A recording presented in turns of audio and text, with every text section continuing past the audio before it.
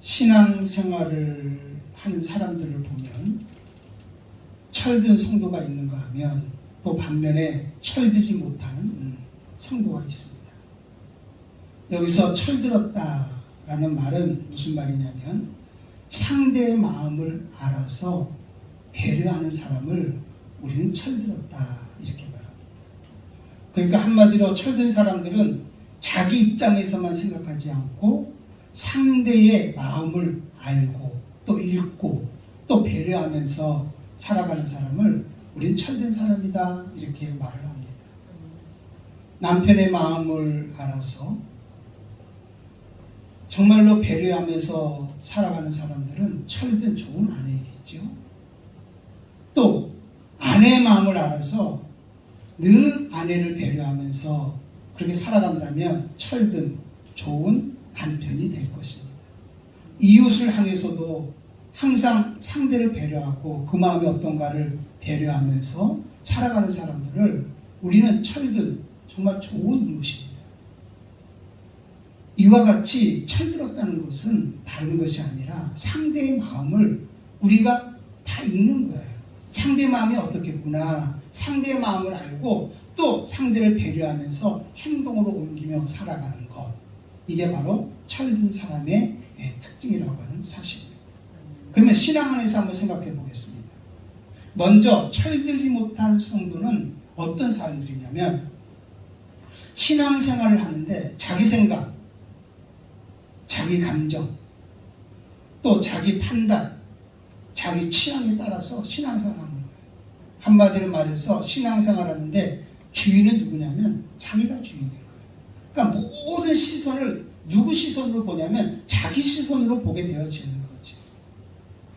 근데 여러분 문제는 뭐냐면 자기 시선으로 모든 것을 바라보고 자기 생각, 자기 감정으로 신앙생활을 하게 되어지면 마치 롤러코스터를 타듯이 그 신앙이 금방 올라갔다가 금방 내려갔다가 그렇게 되는 거예요. 금방 기분이 좋았다가 금방 기분이 나빴다가 어떨 때는 잘하다가 어떨 때는 금방 삐지다가 그렇게 되어지는 거예요. 왜 그러냐면 우리 마음 자체가 그런 거예요. 우리 마음이 항상 견고하게 항상 한 곳으로 흐르던가요? 그렇지 않잖아요. 금방 좋았다가 나빴다가 뭔가 열심히 하려고 하다가 또 좌절하다가 그게 그대로 나타나게 되어지는 것이죠. 신앙생활을 이렇게 하면은 여러분 늘 흔들리면서 신앙생활을 하는 겁니다. 근데 문제가 뭐냐면 무수히 많은 사람들이 철들지 못한 이런 상태에서 신앙생활을 하기 때문에 신앙생활을 하면서 많은 고통과 많은 시험과 많은 아픔을 겪게 되어진다고 하는 사실입니다. 자, 그러면 철든 성도는 신앙생활을 하는데 어떻게 하는 것이냐? 이 사람들은요 하나님의 마음을 알아서 하나님의 방법대로 신앙생활을 하는 사람들입니다. 이 사람들은 먼저 하나님의 마음을 알기를 원하니까 예배를 통해서 늘 하나님의 음성 듣기를 원하고 있는 겁니다. 그리고 하나님의 뜻이 뭔지, 내가 하는 일이 정말 주님이 기뻐하는 일인지, 내가 어떤 일을 하더라도 이게 진짜 주님이 원하는 일인지, 어떻게 하는 것이 바르게 하는 것인지 늘 주님 앞에 물어보면서 아버지의 마음을 알기를 원하면서 그렇게 신앙생활하는 사람들, 우리 이런 사람들 철든 성도다 이렇게 말을 하고 있는 겁니다. 하나님이 세상을 이처럼 사랑하셨어요. 하나님 우리를 사랑하셨어요. 어떻게? 이처럼. 이처럼이 뭡니까? 십자가에 죽으면서까지 나를 사랑하신 거예요. 내가 은혜 받았어요? 구원 받았어요? 하나님의 자녀가 됐어요. 그냥 된 게 아니에요. 하나님의 뜨거운 사랑으로 우리가 하나님의 자녀가 된 거잖아요. 이 사랑을 깨달은 사람은 이렇게 고백해요. 복음이면 충분합니다. 예수님이면 충분합니다. 어떤 일이 온다 할지라도 예수님이 다 대속해 주셨으니 나는 이 모든 문제 속에서 승리하며 살아갈 수 있습니다. 여러분 예수님이 이처럼 사랑했다는 거예요. 나를 뜨겁게 사랑했다는 거예요. 그럼 이 사람들은 자기 반응을 어떻게 하게 되어지냐면 나도 마음을 다하고 뜻을 다하고 성품을 다해서 하나님을 사랑해야지. 그러면서 하나님을 사랑하면서 그렇게 살아가게 되어진다고 하는 사실입니다. 철든 성도들은요 자기를 기쁘게 하기보다는 늘 아버지의 마음을 알아서 아버지를 기쁘게 하며 살아갑니다. 그리고 나의 사명이 무엇인지를 깨닫고 그 사명을 잘 감당하면서 살아가는 사람들, 바로 이 사람들이 철든 성도라고 하는 사실입니다. 사도 바울은요, 예수님 믿기 전에 한 가지 이해 못하는 것이 있었어요. 이 바울은 늘 가는 곳마다 예수 믿는 사람을 잡아다가 옥에 가두고 어떻든 예수 믿는 사람들의 그 씨를 말리려고 최선을 다했던 사람이 사도 바울입니다. 사울이라고 하는 청년이었죠. 이해가 안 가는 거예요. 특별히 이해가 안 간 것은 스데반 집사가 돌에 맞아서 죽는데, 돌에 맞을 때 얼마나 비참하겠습니까? 그런데 그 얼굴을 보니까 잠을 자는 것 같은 거예요. 그 얼굴을 보니까 너무 평안함이 있는 거예요. 그리고 하는 말이 뭐라고 말하냐면, 아버지요, 내 영혼을 받아주소서. 그리고 잠을 잤다, 이렇게 말하고 있어요. 바울은요, 그 모습을 보고 이해가 되지 않았어요. 도대체 저 예수 믿는 것들은, 그 예수가 죽었는데, 예수는 아무것도 아닌데 그 예수에게 정말 이렇게 홀려가지고 저 이단 사상에 빠져서 저렇게 지금 살아가는 것이 너무 한심했어요. 그래서 어떻든 예수 믿는 것들 다 진멸하고 예수 완전히 사라지게 만들겠다고 바울은 최선 다했죠. 그러다가 바울이 다메섹에 예수 믿는 사람이 있다는 것을 알고 그들을 진멸하러 어디로 가냐면 다메섹에 가다가 누구를 만나게 되어지냐면, 여러분, 예수를 만나게 됩니다. 사울아, 사울아, 네가 어찌하여 나를 핍박하느냐? 그 말에, 주여, 당신이 누구십니까? 나는 네가 핍박하는 예수다. 이 말에 바울이 확 꼬꾸라지고 말았어. 그때 딱 깨달은 게 바로 뭐냐면, 아, 예수님은 죽으신 분이 아니구나. 예수님을 사랑하셨구나. 정말 예수님이 살아계셔서 지금도 함께하고 계시는구나. 그래서 저 스데반 집사든 무수많은 예수 믿는 사람들이 감옥에 들어가고 그렇게 순교하고 무수히 고통을 당해도 그는 찬송하면서 기뻐하면서 감사하는구나. 예수님은 살아계시구나. 또 하나 바울이 깨달은 게 있었어요. 그 예수님이 나를 사랑하시는구나. 그래서 나를 불러주셨구나. 너무 감사한 거예요. 누구 마음을 알았어요? 예수님의 마음을 안 거예요. 하나님의 마음을 안 거예요. 이것을 한 사도 바울은, 여러분, 자기가 그동안 그렇게 중요하게 여겼던 바리새인, 정말로 그렇게 많이 배웠던 율법, 로마 시민권, 이 모든 것들을 주님을 위해서 다 해로 여기고 다 배설물로 여기면서 그것을 다 버려버리고 말았다고 하는 사실. 그리고 그는 이렇게 고백합니다. 로마서 14장 7절 8절을 보면 이렇게 고백합니다. 우리 중에 누구든지 자기를 위하여 사는 자 없고 자기를 위하여 죽는 자도 없도다. 우리가 살아도 주를 위하여 살고 죽어도 주를 위하여 죽나니 그러므로 사나 죽으나 우리가 주의 것이니라. 이제 정말로 주를 위해서, 정말 이 세상에 자기를 위해 사는 자도 없고 자기를 위해 죽는 자도 없다는 거예요. 살아도 주를 위하여 죽어도 주를 위하여. 내가 사나 죽으나 나는 누구의 것이다? 주의 것이다. 바울은 누구를 알았어요? 예수님을 알았던 거예요. 예수님의 마음을 알았던 거예요. 그 마음을 알 때 바울의 행동은 펴팔도 편안하게 되어졌다고 하는 사실. 오늘도 여러분들이요, 우리가 예수님을 믿으면서 신앙생활하면서 우리가 진짜 알아야 될 것은 바로 뭐냐면 아버지 마음을 알아야 돼요. 왜 예수님이 이 땅에 오셨는지, 왜 예수님이 우리 위해 죽으셔야 되는지, 그 예수님의 마음을 알아야 되는 거예요. 그럼 우리는 이렇게 고백할 수 있어요. 복음이면 충분하다. 예수 한 분이면 충분하다. 어떤 어려움이 와도 어떤 환경이 온다 할지라도 나는 오직 예수님 한 분이면 나는 승리할 수 있다. 나는 이 모든 일을 감당하면서 살아갈 수 있다. 여러분, 우리 그렇게 고백하면서 살아갈 수 있는 것이죠. 많은 사람들이 이렇게 생각합니다. 내가 예수님을 사랑해야지, 나 하나님의 뜻대로 살아야지, 믿음으로 살아야지. 여러분, 그렇게 생각합니다. 근데 그 생각이 틀린 거예요. 내가 하나님을 사랑해야지 한다고 살아갈 수 있는 게 아니에요. 내가 믿음으로 살아야지 라고 말하는 것이 여러분이 믿음으로 사라지는 게 아니에요.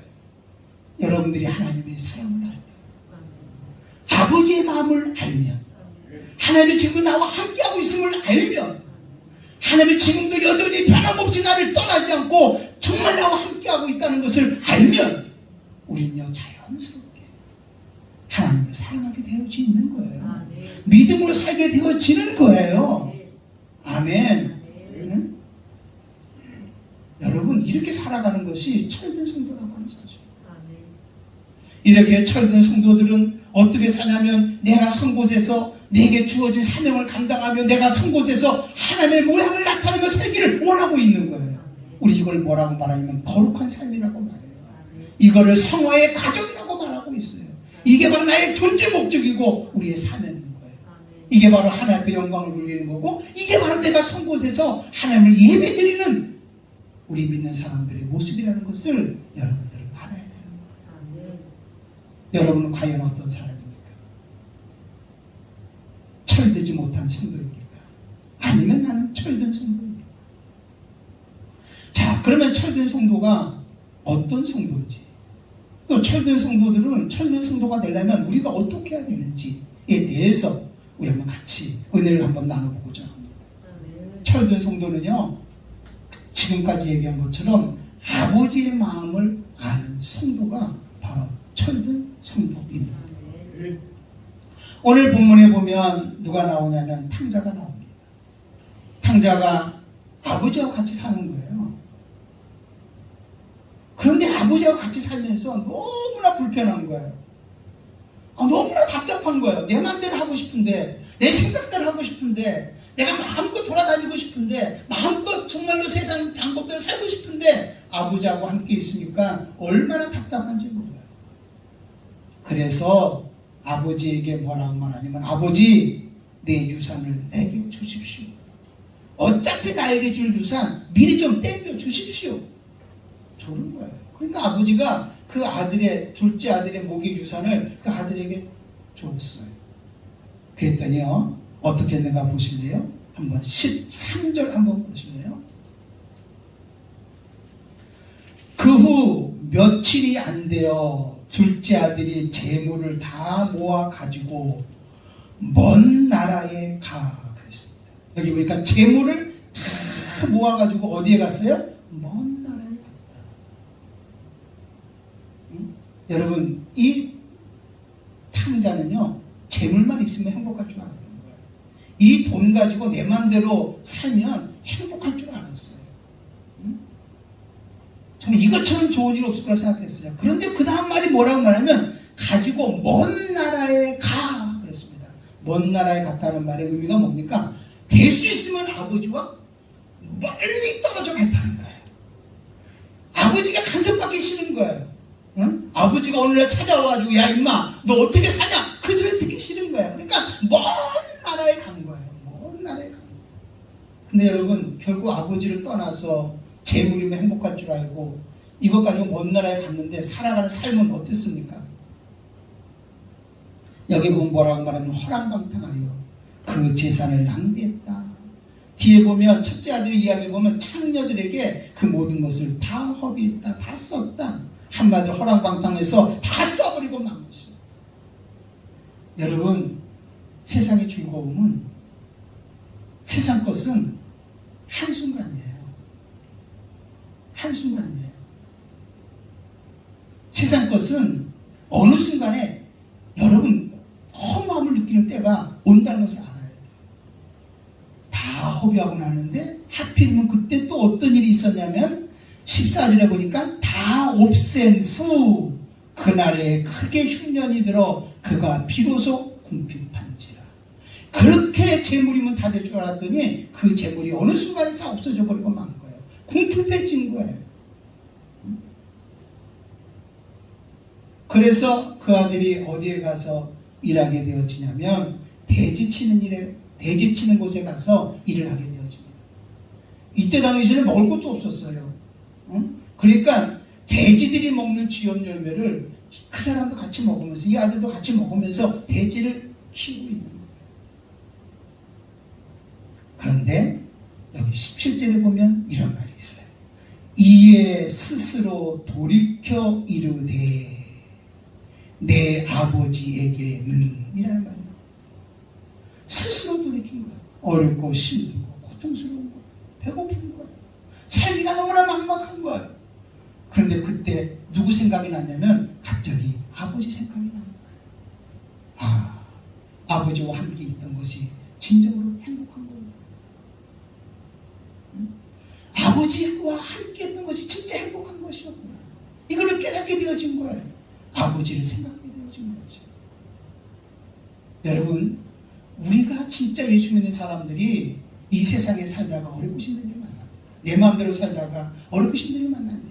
그런데 우리에게 주신 은혜 중에 하나가 뭐냐면 어렵고 힘든 중에 하나님의 자녀된 우리들은 누굴 생각하게 되냐면 아버지를 생각하게 된다는 거예요. 아, 나에게는 아버지가 있구나. 뭐라고 생각했냐면 이렇게 생각을 했습니다.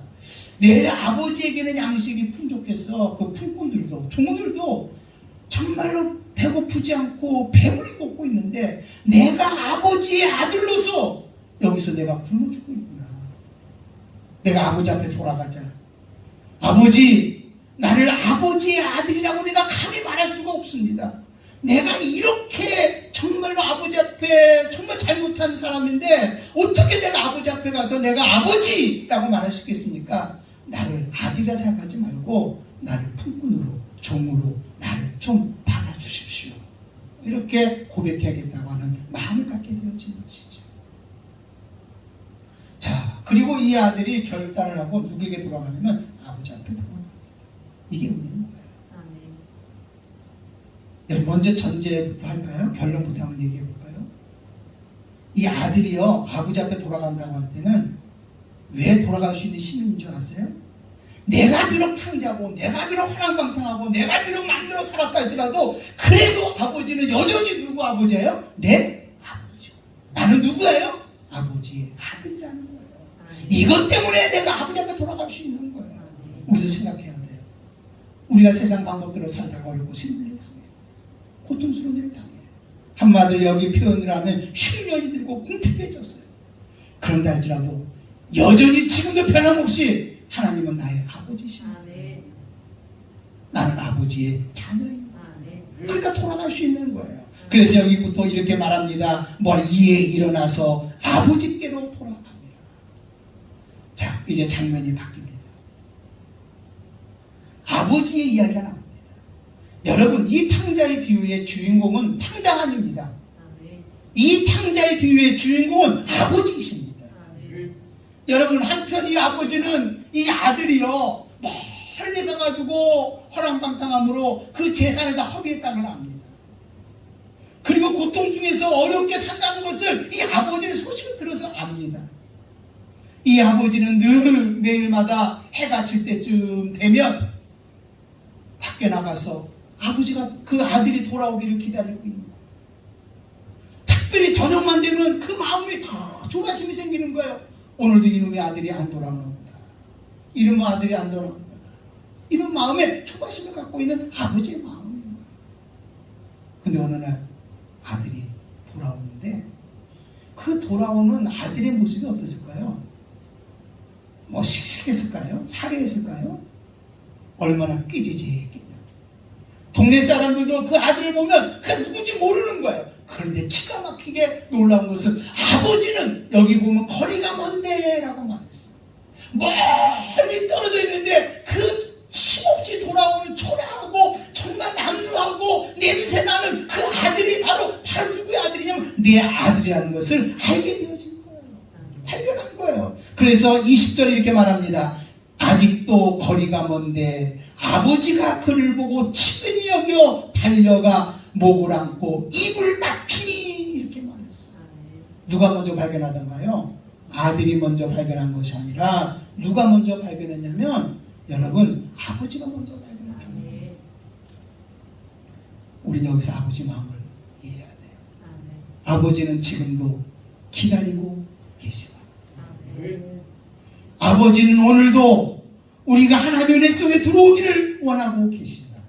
근데 놀라운 게 뭔지 아십니까? 아버지가 정말 친히 찾아가가지고 강제로 끌고 오는 분이 아닙니다. 여러분들이 돌이켜서 아버지 앞에 돌아오기를 원하고 있는 거예요.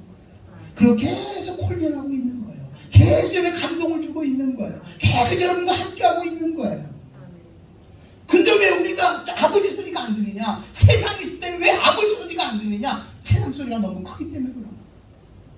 세상 살아가는 재미가 너무 크고요. 때로는 어렵고 힘든 일을 당하면 너무 힘들고 어렵기 때문에 세상이 어렵고 힘든 소리가 너무 크게 들리니까 아버지가 너는 내게로 돌아와라. 돌아와라. 내가 너를 사랑한다. 내가 너와 함께하자는 소리가 안 들리는 거란 말이죠. 여러분들이요. 우리가 세상 방법대로 살다가 내가 정말 세상 아버지 소리가 안 들려서 살아가는 그 과정 속에서 어느 날 주님의 소리가 크고 크게 여러분에게 들려줄 수 있기를 주님의 이름으로 축원함을 드립니다. 이게 바로 하나님의 은혜라고 하는 거예요. 이 아들은 그 소리를 듣고 아버지에게 돌아간 거예요. 아버지는 그를 끌어왔습니다. 그랬더니 아들이 이렇게 말해요. 21절 한번 보실래요? 아들이 뭐라고 말하냐면 아들이 이르되 아버지 내가 하늘과 아버지께 죄를 지었사오니 지금부터는 아버지의 아들이라 일컬음을 감당하지 못하겠나. 이제 나를 아들로 말고 나를 하나의 품꾼으로 나를 품꾼으로 여겨서 나를 받아주십시오. 그러나 여러분 잊지 마십시오. 아무리 이 아들이 잘못했다 할지라도 그래도 이 아들은 누가 아들입니까? 아버지의 아들인 것입니다. 너는 내 아들이라고 하는 것입니다. 이 소리를 들었음에도 불구하고 아버지는 종들에게 말합니다. 제일 좋은 옷을 내어다가 입히고 손에 가락지를 끼고 발에 신을 신기고 살찐 송아지를 잡아다가 잔치를 베풀어라. 죽었던 아들이 살아나고 정말 잃어버렸던 그 아들을 내가 다시 얻었으니 우리 다 같이 즐거워하면서 우리 같이 잔치를 하고 같이 우리 감사하자. 놀라운 시간을 베푸는 것을 볼 수가 있는 거예요. 이게 아버지 마음입니다. 아버지는요 오늘 우리가 주님 앞에 돌아올 때 돌아오는 그것을 하나님 기뻐하는 거예요. 잔치를 베풀어 주시는 거예요. 너 왜 그랬니? 너 그동안 그 돈 가지고 와서 다 어떻게 허비했어? 야 임마 내가 듣기에는 너 기생일만 하고 다녔다며? 응? 너 무슨 일 타고 다녔어? 응? 여러분 하나도 물어보지 않았어. 내 아들이니까 오직 하나 죽었다가 다시 살아난 내 아들. 잃어버렸을 것 같은 그 아들이 다시 돌아왔으니 얻었다는 그 기쁨 때문에 여러분 살찐 송아지를 잡아다가 뭐하고 있었어요? 잔치를 베풀었다는 거예요. 참 놀라운 게 표현이 뭐냐면 23절에 보면 살찐 송아지를 끌어다가 송아지도 그냥 송아지가 아니라 무슨 송아지? 살찐 송아지를 끌어다가 잔치를 베풀어요. 이게 아버지 마음입니다. 여러분 철든 성도는요 아버지 마음을 알고 내가 세상 방법대로 예수 안에 있으면서 세상 방법대로 사는 사람들이 얼마나 많습니까? 요즘에 무늬만 성도들이 얼마나 많습니까? 그러면서 흉년을 만나고 여러 가지 어려움 속에서 고통 속에서 몸부림치고 있는 우리 세상 소리가 너무 크게 들려 주님의 소리 안 들리지만 한번 그럴 때 조용하게 한번 내려놓고 모든 것을 내려놓고 한번 주의 소리를 한번 들어보길 바랍니다. 그러면 소리가 들릴 겁니다. 너는 여전히 내 아들이다. 너는 여전히 지금 너는 내 사랑하는 아들이다. 내가 너와 함께하마라고 하는 주님의 소리가 여러분 들려줄 줄로 믿습니다. 이게 아버지 마음입니다. 아버지는 그 아들을 사랑하고 있는 거예요. 감싸주고 있는 거예요. 이런 마음을 가지고 우리는 아버지 앞에 돌아와야 될 줄로 믿습니다. 또 하나의 여러분 아버지 마음을 모르는 여기 보면 철든 아들이 철들지 못한 아들이 또 하나 있어요. 그게 누구냐면 첫째 아들인 거예요. 자, 첫째 아들이 밖에서 일하다가 돌아왔더니 잔치를 베푸는 거예요. 그래서 이게 어찌된 일이냐라고 물어봤더니 뭐라고 말하냐면 당신의 아버지가 정말로 당신의 동생이 돌아옴으로 인해서 살찐 송아지를 잡아 잔치를 베푸고 있습니다. 그랬더니 28절에 뭐라고 말하냐면 그가 노하여 들어가고자 하지 아니하거늘 화가 난 거예요. 당연히 화가 날 만하지. 그러면서 아버지가 들어가자 하니까 아버지에게 이렇게 말합니다. 아버지 내가 여러 해 동안 아버지의 명을 어기지 않고 아버지의 명령대로 살고 아버지가 시킨 대로 다 했는데 나와 내 친구들 위해서 여기 보면 뭐라고 표현한 줄 아세요? 염소 새끼라도 주어 송아지 얘기도 못해. 그것도 뭐요? 염소 중에서도 뭐요? 새끼 조그마한 거라고. 아니 저놈은 여기 표현대로 하면 아버지의 살림을 가지고 청년들에게 다 쓴 저놈이 돌아왔을 때는 새끼 송아지를 잡더니 내가 아버지와 함께 그렇게 계속 일만 하고 아버지와 함께 했던 나를 위해서는 염소 새끼 한 마리 뭐 한 적 있습니까? 난 너무 섭섭합니다. 이렇게 말하고. 자, 이 첫째 아들 누구 마음을 모르나요? 아버지 마음을 모르나요? 한마디 철이 못 든 거예요. 겉으로 보면은요, 저 아들은 정말 훌륭한 아들이야. 저 아들은 바르게 정말 아버지 마음을 아는 아들이야. 이렇게 생각하는데 아니에요. 아버지 마음을 몰라요. 그때 아버지가 뭐라고 말한 줄 아십니까? 31절 봅시다. 아버지가 이르되 너는 항상 나와 함께 있으니 내 것이 다 내 것이로되. 그럼 나와 항상 함께 하고 있지 않니? 내게 다 누구 거다? 너 거야. 응? 네 거야. 이렇게 말하고 있는 거야. 이거를 몰랐던 거예요. 아니 이 첫째 아들은요 아버지께 다 누구 거야? 내 거야요. 그런데 아버지 앞에 늘 일만 하고 있지. 늘 아버지 앞에 나가서 그냥 순종만 할 줄 알았지. 아버지께 내 거라고 한 번도 생각해 본 적이 없는 거예요. 아니 자기가 아버지께 내 건데 친구들 위해서 자기를 위해서 살찌 송아지 잡아다가 잔치 베풀 수 있어요 없어요? 이제 그거 못하는 거예요. 왜? 이게 다 아버지 거고 아버지가 나한테 하나도 안 준다고 불평하고 있기 때문인 거예요. 여러분 우리가 신앙생활 하면서 정말로 신앙생활 좀 잘하고 있는 사람 얘기해요. 아까는 탕자를 얘기하면 신앙생활 제대로 못해가지고 세상 얻어맞고 터진 사람 얘기한다면 여러분 이 첫째 아들은 어떤 아들이냐? 교회 안에 신앙생활을 정말 잘하는 거예요. 믿음 생활도 잘하는 거예요. 기도도 잘하는 거예요. 얼마나 순종도 잘하는 줄 몰라요. 봉사도 잘하는 줄 몰라요. 근데 늘 힘들어요. 늘 어려워요. 왜 이렇게 부담스러운 줄 몰라요. 그럼 이렇게 말해요. 교회 다니는 게 부담스럽다. 너무나도 교회 일이 많아가지고 신앙생활이 이렇게 부담스럽다. 이렇게 생각하고 있는 거예요. 아니에요. 아버지께 다 누구 거예요? 내 거예요. 아버지의 능력이 누구 능력이에요? 내 능력이에요. 아버지의 기쁨이 내 기쁨인 거예요. 아버지가 가지고 있는 모든 영적 자원이 바로 내 건 거예요. 하나님 정말 내가 이 모든 것들이 내 건 줄 알고 아버지가 바로 내 거라고 했으니 그게 내 건 줄 알고 우린 뭐하고 살면 누리고 살아야 되는 거예요. 우리는 자꾸 하나님 앞에 나와서 신앙생활 이렇게 말합니다. 하나님 나에게 능력 주세요. 이렇게 말합니다. 아니요. 능력 달라고 말하지 마십시오. 여러분 믿음 안에서 아버지 안에 사는 여러분들은 그 능력이 바로 어디 안에 있냐? 여러분 안에 있습니다. 나는 이제 능력을 바라며 살리라. 능력을 바라며 살리라. 내가 능력 가지고 세상을 이기며 살리라 하고 살아가면 되는 거예요. 하나님 나와 함께 해주세요. 함께 해주세요. 함께 해주세요. 이렇게 말하고 있는 거예요. 아니에요. 하나님은 지금도 여전히 한 번도 떠난 적 없고 버린 적 없고 여러분과 지금 함께하고 있는 거예요. 아버지 마음을 알았어. 아버지 마음을 알았어. 이렇게 살아야 되는데 우리는요 늘 아버지 앞에 나와서 순종만 할 줄 알지 아버지 앞에 나와서 시키는 일만 할 줄 알았지 이게 얼마나 부담스럽고 힘든지 누릴 줄 모르고 있는 거예요. 아버지는 분명히 첫째 아들에게 말합니다. 내 것이 다 내 것이다 라고 말하고 있는 거예요. 여러분 아버지께 다 내 거예요. 우리는 여러분 하늘의 신령한 모든 복을 하나님이 다 우리에게 주셨어요.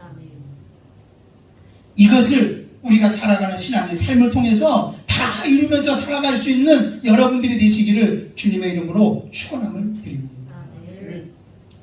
자, 우리가 신앙생활 하잖아요. 그죠? 신앙생활 해 나가는데 항상 또 한 가지 철들지 못한 게 뭐냐면 열심히 합니다. 근데 또 한 가지가 뭐냐면 예수 믿으면 좋은 일이 있어. 예수 믿으면 잘 될 거야. 그러니까 한번 이런 겁니다. 예수 믿으면 내 가정이 잘 되고 내 직장도 잘 되고 예수 믿으면 뭐 재정적인 문제도 다 날마다 공급받고 뭐 어려운 문제가 없을 거야. 대부분의 사람들이 여기에 머물러 있어요. 그럼 한 가지 물어볼게요. 예수이 뭐라고 말합니까? 우리가 예수를 믿고 구원을 받으면 우리가 무슨 문을 갑니까? 넓은 길을 갑니까? 좁은 길을 갑니까? 내가 예수를 믿고 구원의 문을 딱 열면 우리에게 있는 길이 넓은 길입니까? 좁은 길입니까? 좁은 길입니다. 넓은 길은요 정말 가는 길이 너무 좋은 거예요. 편해 보이는 거예요. 그리로 가는 사람이 너무나 많다는 거예요. 그런데 좁은 길은요, 협착하고 정말로 좁은 길을 가는 사람이 별로 없어요. 그러나 넓은 길의 끝은 사망이지만 좁은 길은 생명이다. 이 말이 무슨 말이냐면, 또 한 가지 생각할 것은 뭐냐면, 내가 예수 믿고 구원받아 하나님의 믿음대로 살 때 내가 넓은 길을 가는 게 아니라 나는 무슨 길을 가는 거야? 좁은 길을 가는 거예요. 때로는 여러분 예수 믿는 것 때문에 힘들고 어려울 수도 있어요. 봉사하고 정말 주를 위해서 주님 제단 붙잡고 끝까지 몸을 있어야 할 때도 있는 거예요. 눈물 흘릴 때도 있어야 되는 거예요. 근데 우리는 전부 다 기복에서 따르는 게 뭐예요? 번영이잖아요. 뭔가 세상에 잘 돼요. 응? 세상에 뭔가 이루어져야 나 복 받았어. 하나님과 함께. 또 근데 열심히 신앙생활하면서 믿음으로 기도하는데 어리고 힘들면 그냥 주눅이 들어있는 거예요. 하나님 나를 복 못 받은 사람처럼 주눅 들어있는 거예요. 아니에요. 참된 성도는 어떠냐? 좁은 길을 가는 거예요. 이 좁은 길은 바로 뭐냐? 믿음의 길을 가는 거예요. 주님의 길을 가는 거예요. 사명의 길을 가는 거예요. 주의 뜻대로 살아가는 거예요. 여러분, 정말 우리가 지금 이 시대에 주님 뜻대로 산다는 것이 결코 쉽지만은 않아요. 어려워요. 예배 드리는 것도 어렵고요. 하나님의 말씀대로 산다는 것도 어렵고요. 여러분, 우리 시대도 이렇지만 지금도 이렇지만 앞으로 우리 손자들은 어떨까요? 걔네들 쳐다보면요, 마음이 아파요. 얘네들이 어떻게 신앙생활을 해나갈 수 있을까?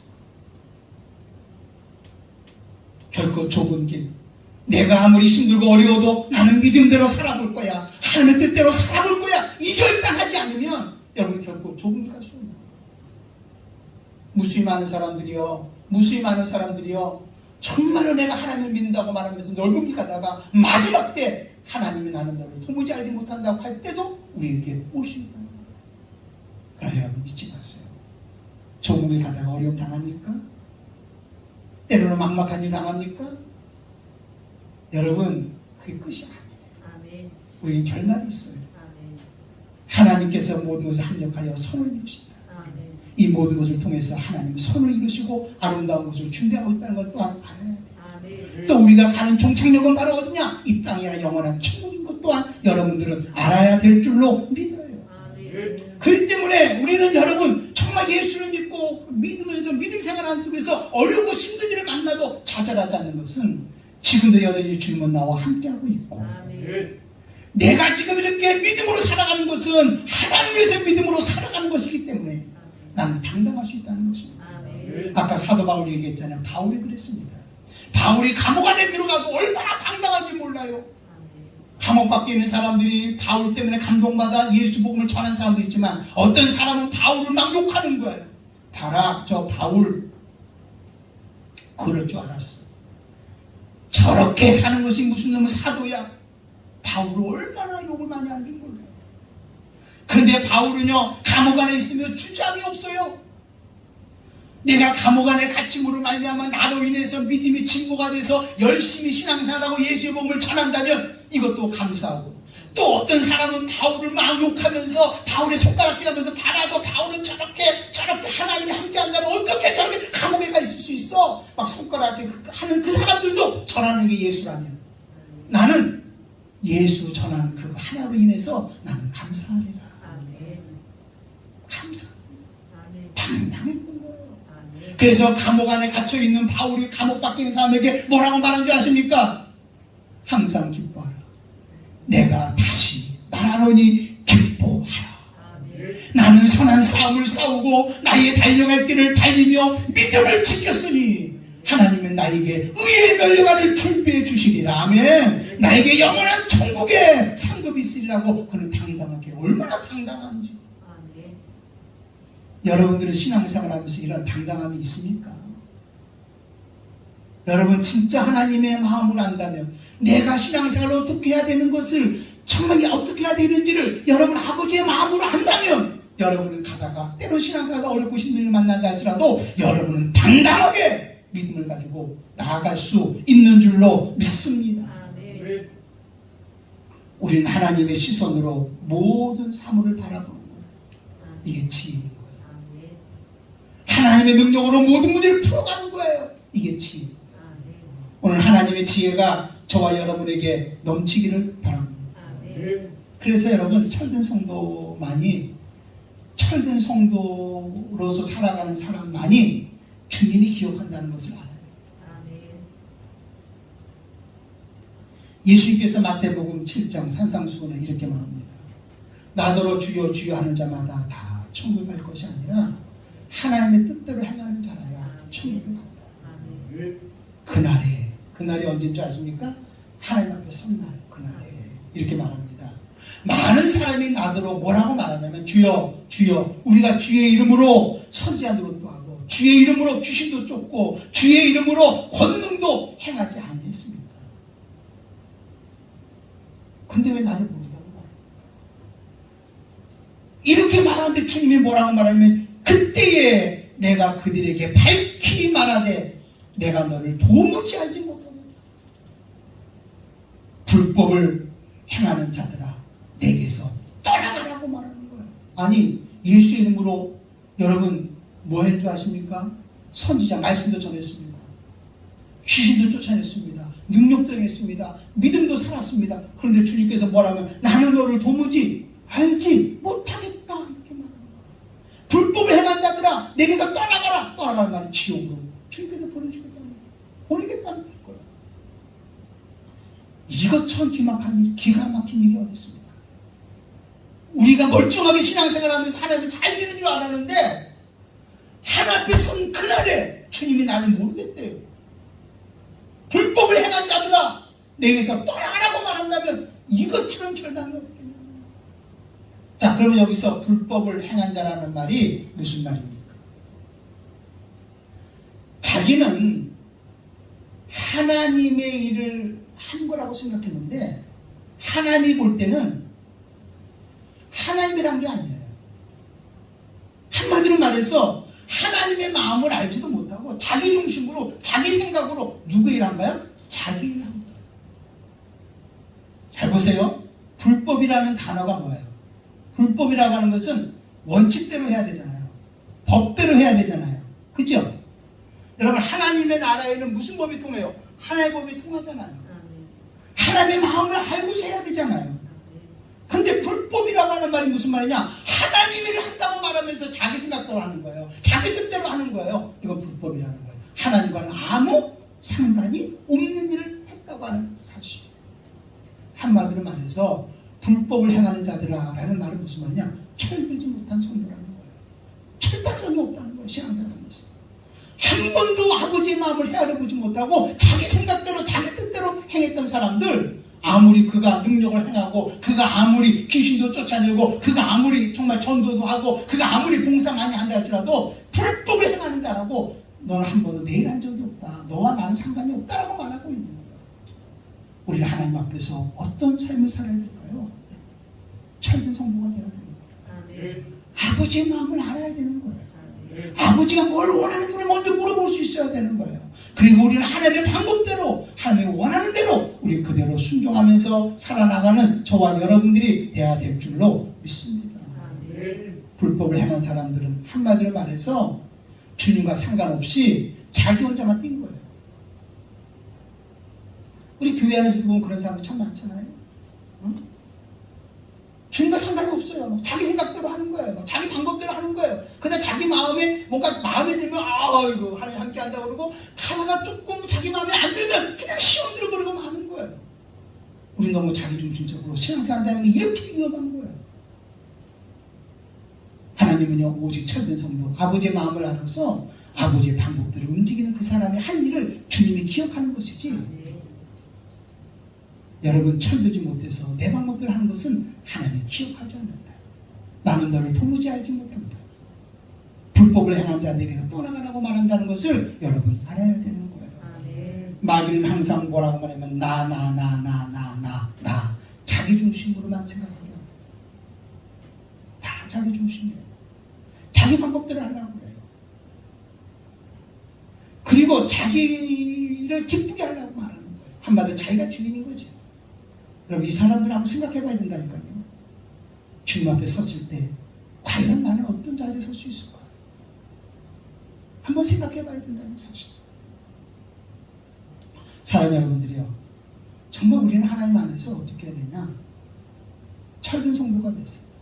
아버지의 마음으로 움직여서 주님이 뭐 하는 자가 되게 기억하는 자가 되어야 되는 거예요. 기억하는 자. 그 이사야서는 그랬잖아요. 여호와로 기억하게 하는 자들. 너희는 예루살렘으로 찬송받게 하기까지 여호와로 쉬지 못하시게 하라. 기도하라. 그러면 그대로 이루어진다. 하나님의 기억하는 자를 통해서 하나님은 그를 통해서 놀라운 일이 일어나간다는 것을 여러분은 알아야 되는 거예요. 사랑하는 여러분들이요, 우리 하나님의 마음을 합시다. 우리 아버지의 마음을 합시다. 우리 이 말씀을 알기 위해서 말씀과 기도로서 늘 하나님의 음성을 들으려고 하시기를 바랍니다. 여러분 안에 막 이런 끌당 끄는 거 있죠? 염려, 걱정, 이것도요 자기 사랑이에요. 이거 좀 내려놓기를 바랍니다. 그러면 주님이 여러분을 사랑한다는 소리가 들려질 것입니다. 잊지 마십시오. 여러분 예수 믿고 구원 받았습니까? 하나님의 자녀예요. 하나님 여러분 아버지인 거예요. 아버지는 여전히 여러분 돌아오기를 기다리고 있는 거예요. 아버지 안에서 여러분 열심히 산다, 신앙생활 한다 할지라도 아버지는 오늘 여러분이 말씀하시고 그 일을 이루어가기를 원하고 있는 거예요. 아버지를 알아야 되는 거예요. 그래서 하나님이 그러잖아요. 호세아서를 통해서 뭐라고 말합니까? 여호와를 알자. 여호와를 심써 알자. 내 백성이 지식이 없는 거로 아버지의 마음을 모르는 거로 망하는 도다라고 말하고 있는 거예요. 우리 아버지의 마음을 알아야. 그럼 이 아버지의 마음을 우리는 어떻게 알 수 있습니까? 이것은요 오직 성령으로만이 알 수 있어요. 여러분들이 하나님의 임재자리 속에 들어가면요 자연히 그냥 알아져요. 하나님 나 아버지만 알기 원합니다. 알기 원합니다. 알기 원한다. 하는데 알아지는 게 아니라니까요. 하나님 임재자리 속에 들어가면 성령께 푹 젖어들면 여러분들은 어떻게 하냐? 아버지가 그냥 알아갑니다. 부탁합니다. 사랑하는 여러분들이요, 성령으로 예수님을 알기를 원합니다. 성령으로 아버지의 마음을 알기를 원합니다. 그래서 고린도전서 2장 10절 이렇게 말합니다. 오직 하나님이 성령으로 이것을 우리에게 보이셨으니 성령은 모든 것 곧 하나님의 깊은 것까지라도 통달하시느니라. 성령 우리 안에 오셔서 하나님의 깊은 것까지라도 하나님의 마음을 우리로 하여금 깨닫게 해주시고 알게 해주신다는 말이에요. 아멘. 그것뿐만이 아니라 알고 그 마음을 움직이게 만들어주시고 그 말을 그대로 우리 삶의 현실 속에서 성취하며 이루어갈 수 있도록 역사해 주신 분이 바로 누구냐? 그분이 바로 성령님이시라는 것입니다. 우리 마음은 흐르게 되어 있습니다. 마음은 흐르게 되어 있습니다. 자, 아버지의 마음이 내 안에 있으면 내가 아버지를 알고 감동받는 거예요. 오늘 아버지의 마음이 여러분 마음에 흘러오기를 바랍니다. 성령으로 흘러오기를 바랍니다. 아버지가 여러분 얼마나 사랑하는지 그 마음에 흘러오기를 바랍니다.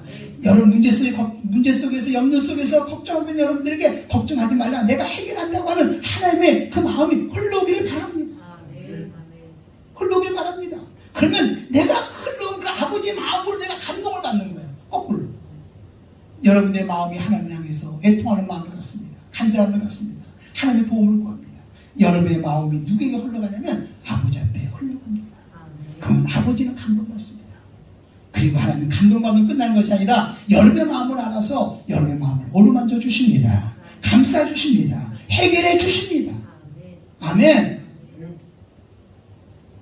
오늘 이 시간에 여러분들이요, 아버지 마음이 오늘 예배를 통해서 여러분 안에 흘러오기를 바랍니다. 그리고 여러분의 마음이 누구에게 흘러가냐? 아버지 앞에 흘러가서 아버지가 여러분의 그 마음을 받고 감동받기를 바랍니다. 야, 네가 이렇게 믿음으로 살아가는구나. 네가 이렇게 주의 뜻대로 살아가는구나. 너무나 감사하다. 너무나 좋다. 내가 너를 도와주마. 아버지 마음이 흘러오게 해야 되는 거예요. 우리 아버지 마음을 알아야 되는 거예요. 요한복음 14장 20절에 보면 이런 말씀이 있어요. 그날에는 내가 아버지 안에, 너희가 내 안에, 내가 너희 안에 있는 것을 너희가 알리라. 그날이 언제인 줄 아세요? 성령이 너희 가운데 있는 보혜사 성령이 너희 가운데 오면 아버지가 누구 안에? 내 안에. 내가 누구 안에? 아버지 안에 있는 것을 알게 하리라. 아멘. 성령이 우리 가운데 임함으로 말미암아 아버지의 마음이 우리 안에 오게 되어지는 거예요. 흘러오는 거예요. 또 그리고 그 성령 임함으로 말미암아 내 마음에 누구에게 가냐면 아버지 마음에 흘러가게 되어지는 거예요.